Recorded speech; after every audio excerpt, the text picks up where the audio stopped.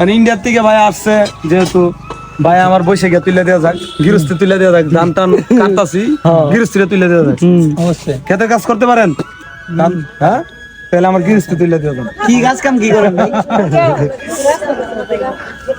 আল্লাহ, যাই হোক ভাই, অনেক দূর থেকে আসছেন। আপনার ইন্ডিয়ান পাসপোর্ট কিরকম? কিছু মনে না করলে? না, সরি, না, সমস্যা নেই। কিছু মনে করতেছেন? না, না, না। মাইন্ড করেন না কিন্তু, না, না। Don't mind.